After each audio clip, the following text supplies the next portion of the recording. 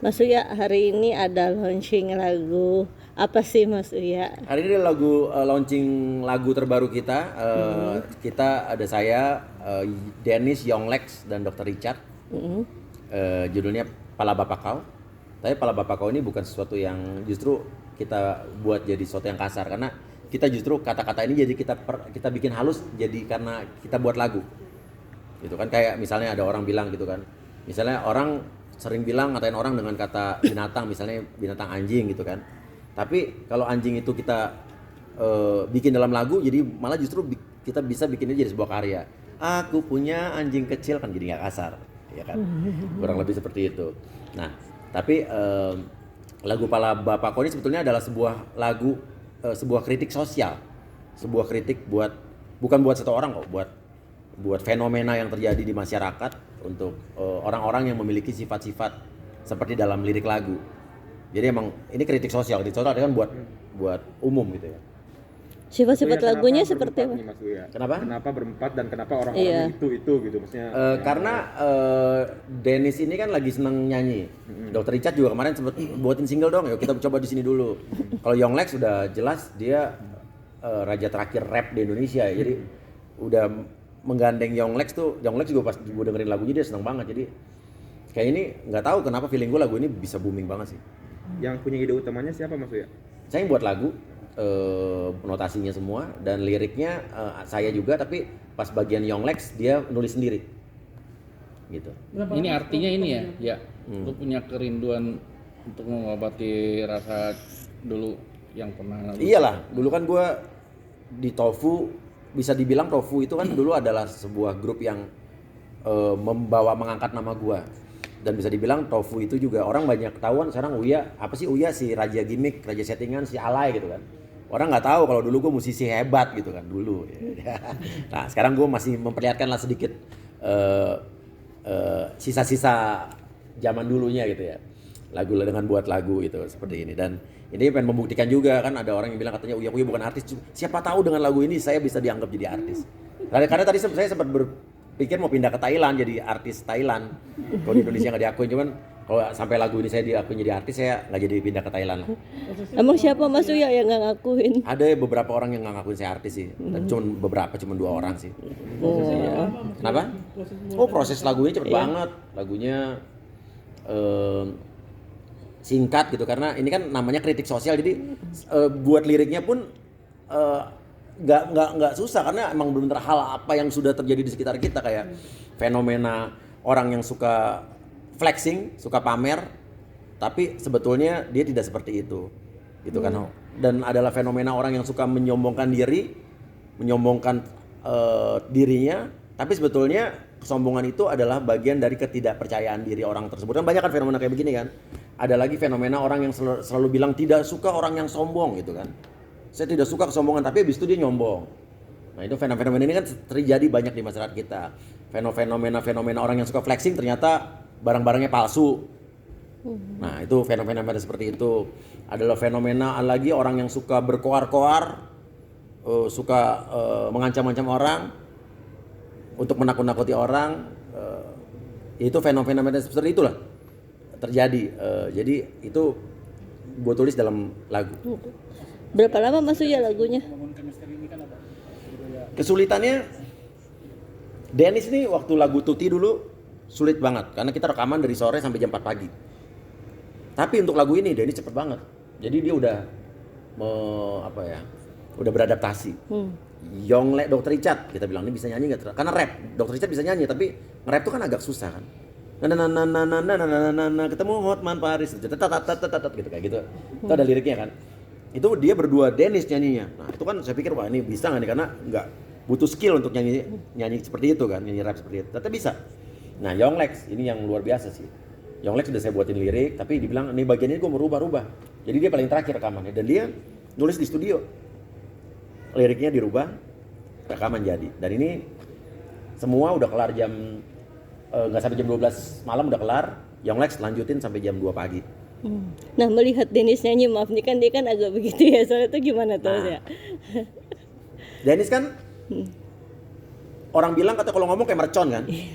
Waktu lagu ibaratnya bisa nyanyi apa enggak, tapi makin kan dari Tuti ke lagu ini dia jauh lebih progres gitu kan. Kayak kemarin aja dia nyanyi langsung pala bapak kau, itu langsung masuk suara 3. Walaupun nggak sengaja tuh. Jadi gue bilang lu nyanyi suara 1, tapi dia nyanyinya nggak seperti yang gue contohkan, tapi masuk tapi langsung jadi suara 3 gitu. Bisa ya berarti. Ya. Dulu mau Dennis ribut. Iya. Jadi lu masukin Iya. ini kenapa? Gue mendingan gini. Kalau dulu gue ribut sama Dennis, masih banyak orang yang bilang ini settingan, nggak apa-apa. Tapi gue bisa bilang itu beneran, emang beneran.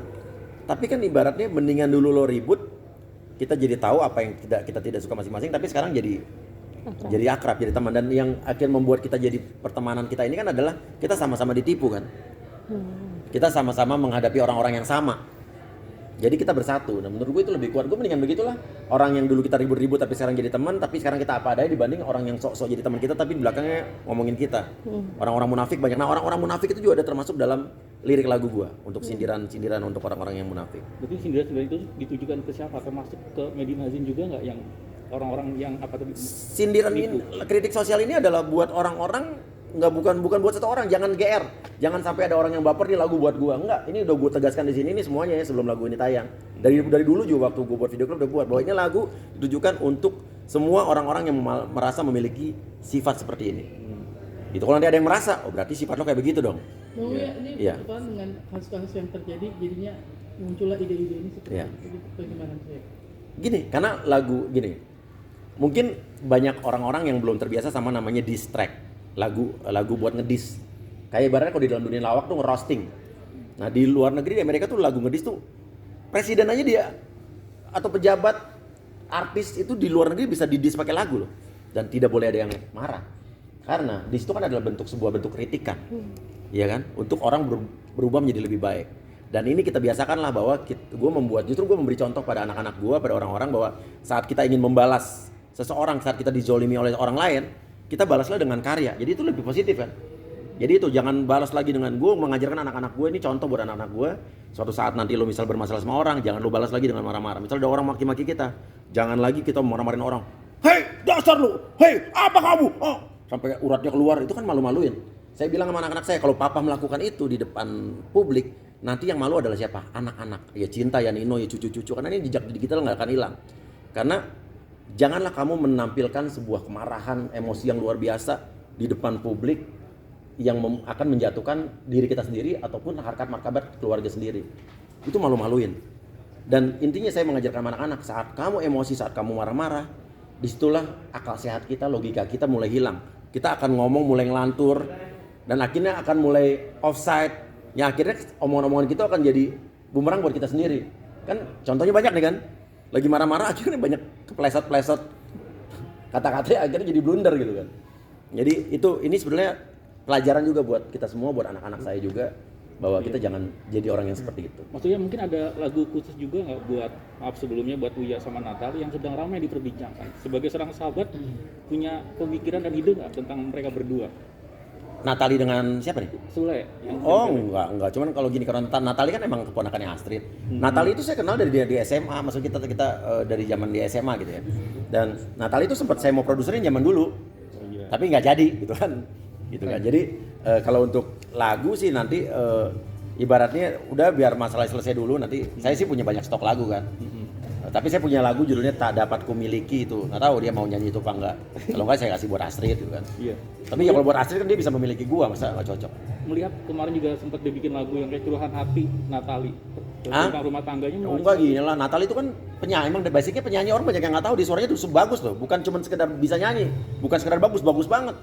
Jadi kalau dia nyanyi ya wajar, namanya orang nyanyi kan kadang-kadang ya biasa aja gitu. Mungkin kalau itu mengekspresikan perasaannya kita nggak ada yang tahu kan adalah si penyanyinya sendiri. Kaget nggak sebagai sahabat melihat rumah tangga mereka dapat harmonis akhirnya berpisah di tengah jalan? Ya kaget lah, cuman kan saya nggak bisa ikut campur terlalu banyak karena waktu Natali datang ke saya pun dia kan ternyata sudah bermasalah lama, jadi bukan karena saya juga, dia justru cerita di situ gitu. Cerita ada lah. Natali cerita, Kang Sule juga cerita sama saya, Kang Sule ngobrol sama saya sampai 3 jam. Tapi kan ada hal-hal yang saya nggak bisa ceritain ke sini. Malah juga ada hal-hal yang Kang Sule ngomong ke saya nggak bisa ceritain ke Natali juga. Walaupun Natali saudaranya Astrid, saudara saya juga berarti, tapi saya fair. Nah itu ada curhatannya Natali yang katanya jangan main api dan ketahuan selingkuh dengan wanita lain Nah itu gue nggak tahu malah. yang di IG-nya itu. Gue Kalau belum main lihat. cewek jangan Nggak ngerti. main api, jangan Nggak, sampai ketahuan. Nah itu gimana tanggapannya? Nggak tahu, gue baru lihat, belum lihat IG-nya malah, belum tahu. Nah ini melihat fenomena artis yang sering curhat tentang masalah pribadi di IG, termasuk masalah rumah tangga dan akhirnya cerai, itu hal Gini. yang wajar nggak menurut Mas Yoga? Gini, setiap orang punya pemikiran sendiri-sendiri. Semua orang itu berhak untuk mengekspresikan, menceritakan atau mengekspresikan permasalahan. Ada orang yang suka memendam, ada orang yang suka bisa membuat jadi lega setelah dia merilis semuanya, setelah dia cerita mungkin ada yang bisa lega setelah dicerita ke orang terdekatnya. Tapi juga ada orang yang suka curhat di TikTok, di IG. Itu hak masing-masing kok. Kita tidak bisa menjudge bahwa itu salah, itu benar, nggak apa-apa. Tiap orang punya ini yang berbeda-beda, dan apa yang dilakukan oleh setiap orang itu kan juga mereka udah tahu konsekuensinya. Jadi menurut saya sah-sah aja. Dan intinya adalah kayak misalnya ada orang yang komentar netizen, wah dikit-dikit curhat di IG, kita balikin lagi, lalu dikit-dikit komen di IG. Berarti kan lo juga ngurusin orang. Intinya udahlah, kita nggak usah begitu, karena setiap orang pasti punya pemikiran sendiri-sendiri, dan setiap orang bertanggung jawab atas perbuatan masing-masing. Mas Uya sebagai benar. saudara Ada dan juga kayak teman dekat dan saudara dari Natali, support Iya. seperti apa sih yang diberikan Mas Uya dan Astrid kepada Natali dan Sule? Support saya bukan hanya ke Natali, ke Kang Sule juga. Saya sampai sekarang masih mengupayakan bahwa mereka bertemu tanpa kamera, tanpa media, tanpa podcast. Saya lagi mengupayakan itu. Dan walaupun akhirnya mereka masih berpisah, gimana caranya supaya mereka berpisah dengan baik-baik dan elegan. Intinya gitu aja. Harapan rujuk dari Mas Sule, Mas Uya pasti ada ya? Pasti dari kita, harapan kita rujuk. Tapi kalau terburuknya mesti berpisah dengan suatu hal yang baik, gitu aja. Bener nggak Tapi- sih Mas tapi- Uya tapi lagi Mas sakit Sule Mas ini- Uya? Sulenya lagi agak stres, maksudnya terus ada. Nggak tahu ya gua, karena terakhir telepon sama gua lama 3 jam ngobrol biasa aja. Iya, nggak bilang lagi sakit, nggak bilang lagi apa. Cuma mungkin karena menurut gua gini, gua termasuk orang yang juga nggak bisa punya banyak masalah. Mungkin kalau setiap orang mikir gitu kan, pasti menurut gua ya Kang Sule ya Natali pasti dua-duanya juga bisa dibilang dalam keadaan tidak baik-baik, karena kan pasti lagi ada masalah. Jadi ya wajar lah. Kalau mungkin yang karena mikir, karena pusing gitu kan, pasti ada. Nggak mungkin orang lagi ribut ketawa-ketawa, kan nggak mungkin gitu. Menjadi Tapi ini penengah akhirnya itu netizen jadi ngebully dan nyerang Putri nih. Gimana nih tanggapannya dari Mas Uya sendiri nih? Namanya juga netizen. Saya udah bilang kok, ibaratnya nggak usah nyalain siapa-siapa. Udah intinya kan ibaratnya kalau lo mendukung Natali ya jangan nyalain Putri sama Sule. Kalau lo ngedukung Sule ya jangan nyalain Natali. Intinya kalau lo ngedukung salah satu di antara mereka kan masih bagian keluarga. Ya dukung aja semuanya gitu aja. Mas Sule ini Natali nggak ya? Kang Sule. Mas Uya ini kan Natali anaknya masih kecil banget kan. Iyalah Natali Nggak ada pertimbangan untuk Kang Sule merayu Natali apa gimana gitu, mungkin ngobrol sama Mas Sule. enggak lah, ini wajar ya, dua-duanya mungkin masih punya ego masing-masing. Saya juga pasti pernah mengalami sama Astrid zaman-zaman dulu awal-awal nikah, berantem punya ego masing-masing. Ya udah, menurut saya wajar, nggak ada yang salah udah. Kalaupun ada yang salah ya dua-duanya salah, kalau nggak ada yang salah dua-duanya nggak salah. Itu gitu kok. Ini kan Kang Sule bilangnya kayak memilih anak daripada istri nih. Gitu maksudnya. Nggak tahu kan, mungkin Kang Sule ngomong begitu pun itu kan mungkin dengan konteks yang lain kan. Kalau yang beredar potongan video Kang Sule yang waktu diwawancara Melanie Ricardo itu kan bukan yang sekarang, itu kan dalam konteks yang dulu. Nah sekarang aja netizen mengait-kaitkan sama yang sekarang. Jadi menurut saya bukan itu maksudnya Kang Sule. Nah, Mas Ya, Uya ada menjadi nggak? Ya. penengah itu gimana? Sama-sama ego kan mereka, terus Mas Uya menangani gimana sebagai penengah, kan harus netral nih. Walah netral. Gimana? Harus penengah. Benar gimana? Iya netral, gue netral banget. Mm. Gue netral banget. Jadi gue saking netralnya gue bilang sama Natali bahwa Kang Sule emang teleponan sama gue, tapi dia nanya apa yang, ya gue hanya menceritakan apa yang emang pantas dikatakan sama Natali, tapi ada hal-hal yang gue rahasia sama Kang Sule juga gue nggak katakan. Begitu pula sebaliknya. Masih Jadi, ada gue tidak mau memperkeruh masalah. Dan intinya adalah gue sangat objektif kok dalam hal ini. Kayak kemarin juga ada satu hal yang kita rasa Natali melakukan sesuatu yang menurut gue jangan gitu. Itu gue suruh Astrid buat ngomong, nasihatin Natali. Ada juga kok. Jadi intinya gue sangat objektif. masih ada ego ya dari masing-masing kedua. Iyalah, wajar lah. Kan gini, saya aja sama Astrid yang dulu sama-sama single, menikah aja banyak masalah. Ini kan ibaratnya mereka harus lebih dalam beradaptasi harus lebih sulit mungkin. Natali masih muda, Kang Sule punya keluarga, punya anak bawaan, ya pasti untuk memposisikan diri mereka tuh pasti agak sulit. Jadi menurut gue ini ya cuman masalah proses aja gitu. Ya, kemarin waktu ketemu sama Natali sama Sule, lo ada ini nggak kasih pesan sama dua-duanya supaya lo rujuk atau supaya Iyalah. Nggak, pesannya apa? Gue sama Kepada dua sama itu. Natali masih Natali kan lebih sering ngomong sama Astrid. Tapi gue pun ngomong, gue cuma bilang sama Natali bahwa kalau bisa rujuk. Coba pikirkan baik-baik, jangan emosi. Terus ke Kang Sule juga mau nggak kita ketemuan? Gitu, mau gitu Kang Sule. Terus habis itu intinya gue masih berupaya untuk mereka rujuk. Tapi gue juga tidak mau memaksakan mereka harus rujuk. Kalau ternyata mereka sudah tidak bisa lagi, kan yang menjalani mereka. Tapi pesan gue adalah kalau nanti emang harus pisah yang baik-baik. Kapan kan rencana pertemuan? Nah, cuman kan saya mau keluar kota nih, jadi tapi ya saya masih ini kok masih. Cuman Kang Sule udah 2 hari ini saya nggak telepon-teleponan. Terakhir hari apa ya? Kemarin hari Minggu apa kalau nggak salah apa. Nah. Kalau Natali sendiri sekarang tinggal di mana? Healing ya, Kak? Nggak tahu, saya nggak tahu. Teman sih baik-baik aja lagi di rumah. Tadi sempat Kang Sule mau ke rumah saya, mau ngobrol, cuma pas main saya lagi nggak bisa. Habis itu ketemu jadwalnya pas Kang Sule pas saya bisa, Kang Sule nggak bisa gitu. Natali sendiri sekarang Ya. tinggal di mana sih, Kang Lia? Ada lah di rumahnya. Ya, waktu lo kasih pesan seperti itu ke Natali sama Sule, responnya apa dari mereka berdua masing-masing? Kalau Kang Sule bilang dia mau ketemu. Kalau Natali masih diam, tapi diam itu kan bukan berarti tidak mau kan? Iya sayang. Yuk Oke. pergi. Iya. Kasusnya KP Dina sendiri gimana kelanjutannya? Katanya Gini, kan kalau kasus MZ ya, pelaporan saya ke MZ, ini kan saya ditanganin masih di Krimsus Polda Metro Jaya.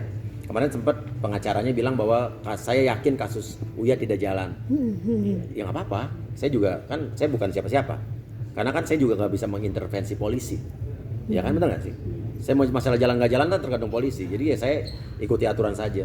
Tapi pertanyaan saya, kok segitu yakinnya lu bilang kasus ini nggak jalan? Emang lu siapa? Bener nggak sih? Bener nggak? Emang dia siapa?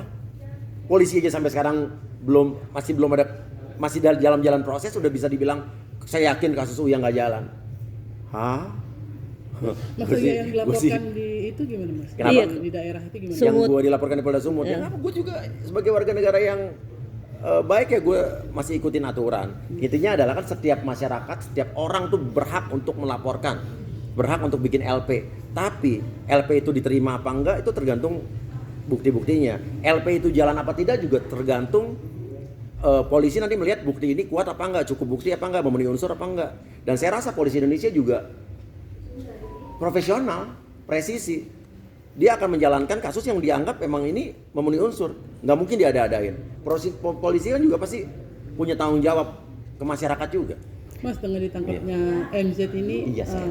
ditangkapnya MZ ini gimana, Mas? Jadi akan terbuka juga kah kasus Mas Uya? Dengan ditangkapnya MZ ini justru lebih memudahkan polisi untuk meminta keterangan dari MZ karena udah nggak susah lagi nyarinya. Tinggal gampang dia dibon. Kayak kemarin kan Polrestabes Surabaya untuk kasus Uci Claudia juga diambil gitu kan. Jadi nanti mungkin kalau perkara saya juga jalan diminta, karena kan dia udah dipanggil juga di kasus saya tapi undangan klarifikasi tapi dia nggak datang.